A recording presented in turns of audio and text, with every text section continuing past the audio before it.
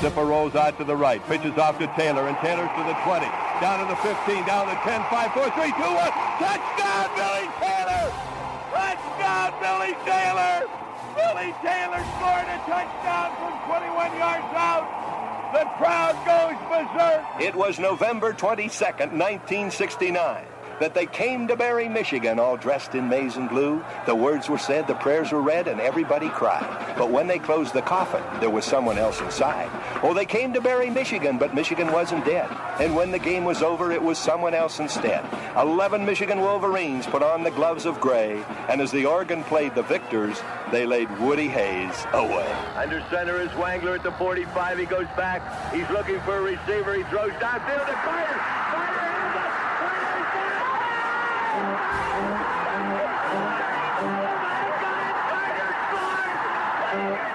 Who's got it better than us? Nobody!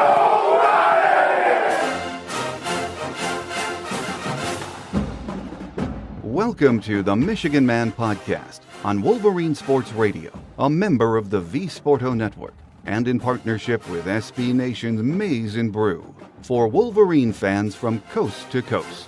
Go Blue and welcome to the Visitors Edition of the show. I'm your host, Mike Fitzpatrick.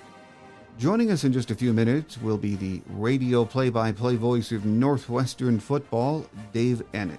But first, let's take a minute to get started with my view from Section 17, as we do each week. Let's just say I've been watching and covering college football for a long time. If there is one thing I've learned as a Michigan fan, or just a general observer of college football, you can never take any opponent for granted. For the last week or so, the common theme among Michigan fans that I've been talking to is, let's take care of Northwestern and get to the main course in East Lansing and those Spartans. Well, do you want to go into that game 6-1?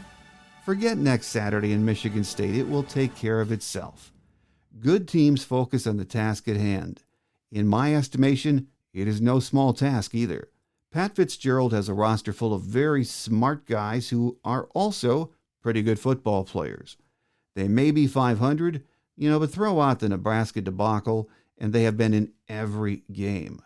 Jim Harbaugh said it best at his Monday presser. I've never played or coached against a Northwestern team in mid to late season that wasn't getting better each week. Forget the 6-0 start. If we want to get better each week, it starts on Saturday. We need to come out and respect this Pat Fitzgerald coach team and play 60 minutes of inspired football. It's what good teams do. And guess what? We still don't know if we are a good team, and that's just a fact. We haven't done anything yet. The final determination on this season will not be made until 6 weeks from now. My guest today says even though Northwestern is a big underdog on Saturday, they'll show up to play, and Pat Fitzgerald loves these games. Up next on our Visitors Edition is the radio play-by-play voice of Northwestern Football, Dave Eanet. So stay with us.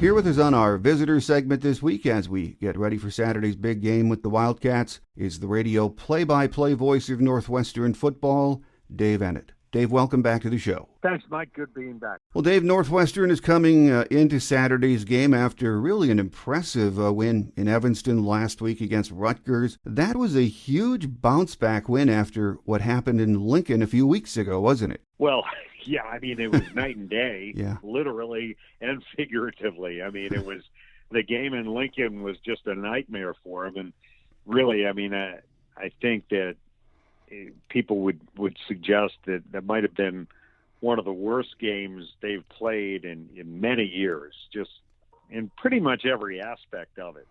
And just one of those things that they got off to a bad start. They just could never recover.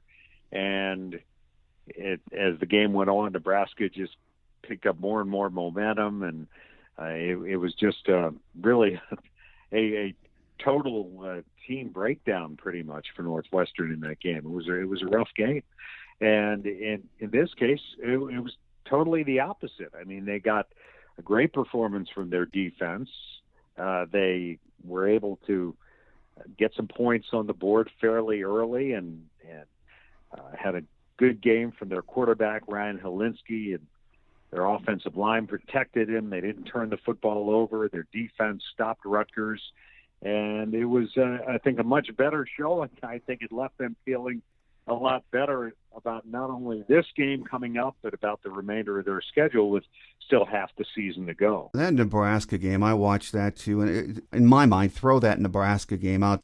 As Coach Fitzgerald said in his presser last week, Adrian Martinez played the game of his life. That was their night. Well, he played a great game, and that was certainly part of it. But Northwestern really struggled with the option that Nebraska ran, and it took them a while till they were able to really kind of slow it down a little bit. And it seemed like they had some plays where they were there to make a play but didn't. But I think you're right. I mean, I think everybody once in a while is going to have a bad game, and that just seemed to coincide with Nebraska playing their best game. And it's a series, Mike, that usually the games have been close. Mm-hmm. I mean, very close over the years since Nebraska came into the Big Ten. And Northwestern has played very well in Lincoln traditionally. In fact, the only two games they'd lost there were games that Nebraska won on the last play. And so this was the polar opposite, and it was just a very tough week for them. But they did have the bye week afterwards, which I think in retrospect was probably a blessing. And Fitz told them just hit Control Alt Delete and just erase that game, and that's pretty much what they did. And their performance, I think, on Saturday against Rutgers showed it.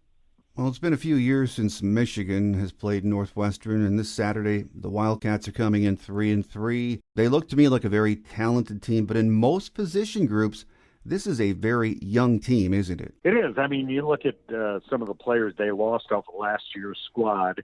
I guess it's to be expected. You're going to have some a transition, and guys are going to move on, and that's what happened.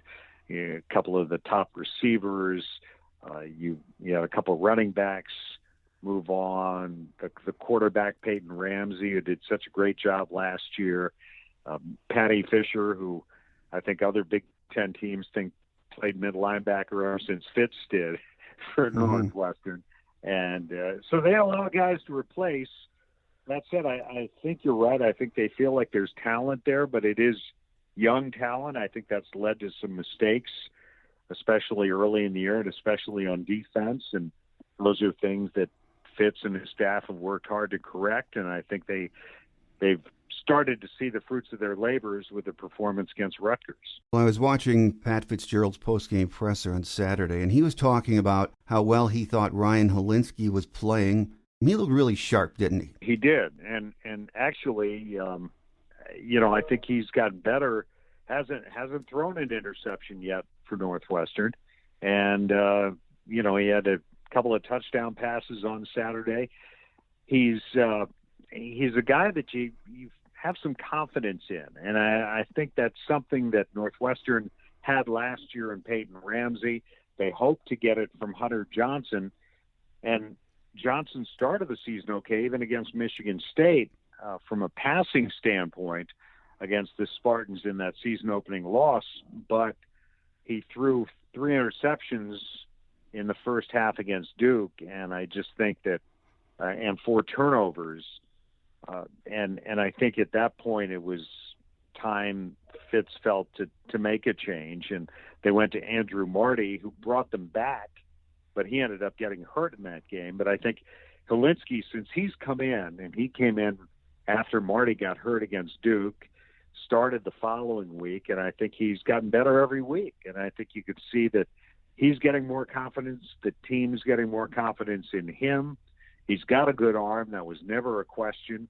And I think that, I think that they're starting to kind of get comfortable with him in that position. And the offensive coordinator, Mike Bajakian, is feeling a little more confidence in what Helinski's able to do. Helinski does have a nice-looking arm. It looks like the chemistry is coming together with Stephon Robinson and Malik Washington. They were outstanding on Saturday. That's a very talented duo of receivers, isn't it? It is. Robinson, a graduate transfer from Kansas, and he's been kind of a big play guy for them early on. It's interesting, Mike, that last year, and granted it was in 9 games last year, I think they had 8 pass plays the entire year of 40 yards. It might have been 8 offensive plays of 40, and they've already had, I think, 8 or 9 pass plays of that length this season. They've gotten more of a big play offense going, some explosion plays.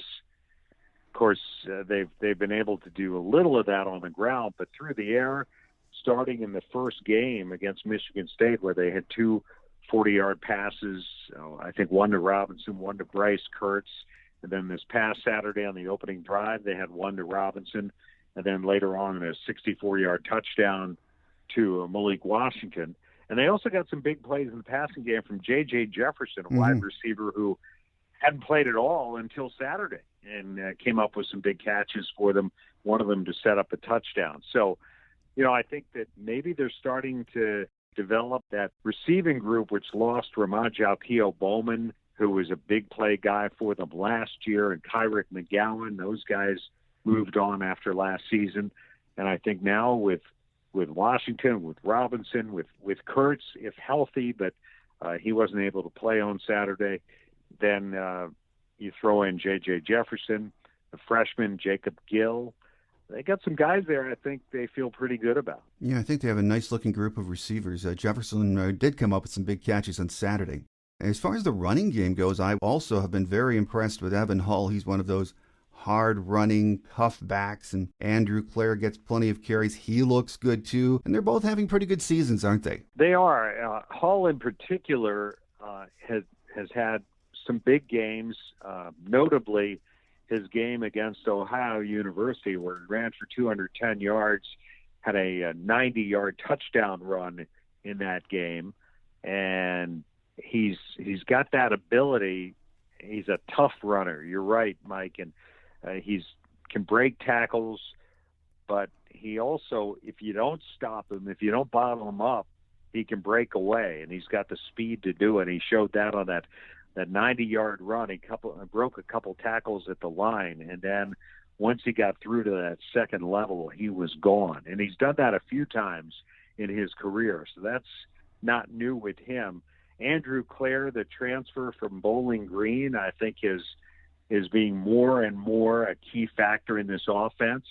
And he's also a tough runner. He's got some moves. He's kind of shifty. He can catch the ball coming out of the backfield. And there's a third guy, Anthony Tyus III. He's from Portage, Michigan, a true freshman, and they're using him some in the Wildcat. And he actually started that Michigan State game for them. Kind of had a tough night that night, as did most of the team. But I think he's gotten better as the season's gone on. Didn't see a lot of action on Saturday because I think Rutgers was really working hard to take the running game away from them, and they were keying on Hull in particular. But they did use Tyus a little bit in the Wildcat on Saturday, and I wouldn't be surprised to see it again this week.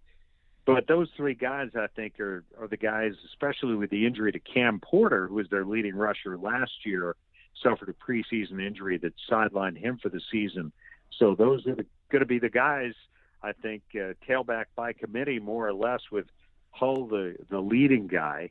And I think that's how they're going to play it the rest of the season. Well, over on the other side of the ball, Dave, the defense, which was so good last year, they have a new coordinator and a lot of new faces. Talk about that defense and some of the key players we'll see against Michigan on Saturday. Well, first of all, you're right. They were really good last year, and I think a little bit underrated. And I think people have talked about Justin Fields' performance leading up to the draft, and they said, well, he had a bad game against Northwestern in the Big Ten championship game. the Wildcats had a lot to do with that, because that defense was really good, and they made it a tough day for Justin Fields in that game in Indianapolis. But I think overall they were a really tough defense to score on. They were a great defense when it came to taking the ball away. They haven't taken the ball away quite as much yet this season. But there are a couple key guys there. Chris Bergen, another Michigan guy, who's the Will linebacker, or the Sam linebacker, rather. He's the only holdover from that linebacking core last year that played together for a number of years. Patty Fisher in the middle and the Will linebacker, Blake Gallagher. But Bergen's the only one left of what they call the Irish law firm. And he's leading the Wildcats in tackles. He was one of the leading tacklers a year ago, and one of those guys who's relentless. I mean, he just has a knack of getting to the football, and he's good in terms of running guys down in the open field. And they really lean on him because he's also got that experience there. So Chris Bergen and the other guy, Brandon Joseph, the safety, who was the freshman of the year last year in the Big Ten and tied for the lead in the nation with 6 interceptions as a freshman, had that great pick, the one-handed interception against Justin Fields in the end zone of the Big Ten championship game. He's only got 1 interception so far, but I think it's only a matter of time because he's come close on some others, including one, I think, on Saturday. He's going to get one here before too long, but he's still among the Wildcat tackle leaders, and he's another guy who's just a smart player, determined player, terrific in coverage, and just has a way of finding the ball and getting to wherever it is. And so he's a very important guy in this defense and having another really good year. Well, I thought it was interesting at Jim Harbaugh's presser on Monday when asked about the Northwestern game. He said, you know what? I've never played against or coached against a Northwestern team when you play them in the middle of or later in the season that isn't getting better each week. Do you feel that way about them too right now? Well, I do this week, yes, because, I thought they were getting better going into the Nebraska game because I thought against Ohio, and again, against a lesser opponent, they played very well. They had a shutout until the very last play of the game, but they gave up like a 50-yard touchdown with time running out. Overall, yeah, I mean, I think they were improving. I think it took Ryan Helinski a couple of games to kind of get his footing, which you would expect. I think it's some of the young linebackers, I think it's taken them a little bit of time to adjust, but I think that's happened. But then they got hit in the face by Nebraska, and I think that kind of set them back on their heels a little bit. But I thought that they got a lot better this past week against Rutgers. And so I think what Harbaugh said, and I heard his comments, and I think there is some validity to what he said. I do think that the track record for Northwestern under Pat Fitzgerald has been to get better as the season's gone on. And look, they've had the tendency to stub their toe in a non-conference game here or there. In 2018, they started out 1-3 and ended up winning the Big Ten West by 3 games. And so they've shown the ability to come back from maybe a loss early in the season. And I'm sure that's exactly what they've got in mind this year. If you look at the way the schedule sets up for them, obviously they're big underdogs this week. It's going to be a very tough game. But most of their Big Ten games, the Big Ten West games, are still ahead of them. And I realize most of the teams are getting back to playing their own division now. But if you look at the teams they have ahead of them, they still can have a major say and be in the mix in the Big Ten West in the month of November. And that's something that I think that, maybe a couple of weeks ago you would have thought that was going to be kind of tough. But I think that turns out to be a big win over Rutgers. And I think if you look down the road, they come home after this game. They play Minnesota. They play Iowa the following week at home. Then they go to Wisconsin. They've got Purdue at Wrigley Field, which is a home game for them, but they're going to play it at Wrigley. And then, they've also got a game against Illinois remaining in Champaign. They've beaten Illinois 6 years in a row. So, I think that they still have an awful lot to say about what happens to them as far as the Big Ten West. I think the Big Ten West, we saw last week, is wide open. If you look at what happened with Purdue winning at Iowa, and now what happens if Wisconsin wins Saturday at Purdue, and what happens if Northwestern beats Iowa the week later. So, there's still an awful lot that can happen here. A final thought, Dave, before we let you get away. One of the highlights on Saturday is that this is now a trophy game. Both teams will be playing for the George Jewett Trophy. I thought Jim nailed it at his presser yesterday. He said he didn't mean to disparage other trophy games, but this trophy truly means something. The trophy represents something special to both schools and something they can both be very proud of, doesn't it, Dave? It does. And, Mike, I think what's interesting about it is, I'll be perfectly honest with you, before they announced this, Jim Phillips, who was then the athletic director of Northwestern, now the commissioner of the ACC, and the University of Michigan announced it several months ago. When they first announced it, I didn't really know the story of George Jewett. Mm-hmm. I didn't know that the first African-American player in FBS history played at Michigan and at Northwestern in the 1890s. That's a great piece of history. Yes. And so I think the fact you've got this game on national TV with two teams that haven't seen each other very much in recent years, but that they're playing for a trophy, I think is a really cool thing. And I think it's also something that Coach Harbaugh is absolutely right. I think it does add a lot of significance to the game, and there's a lot of significance in this trophy. And I think, it's not just, you're not just playing for an axe. Nothing wrong with that. You're not just playing for the Land of Lincoln Trophy that Northwestern and Illinois played for, but for something that's got real historical significance. I think it's very cool, and I think a lot of people are going to learn this week the story of George Jewett. I think that's great. A football game and a history lesson that is very important, not only to the two schools involved, Northwestern and Michigan, but to the nation and everyone watching on TV. So it's going to be a very special day at the Big House and the beginning of a wonderful new tradition with the George Jewett Trophy. A big thank you this week to our guest, the radio play-by-play voice of the Northwestern Wildcats, Dave Eanet. Dave, as always, it's a pleasure having you join us, and we look forward to our next visit. Sounds good. Good being with you as always, Mike.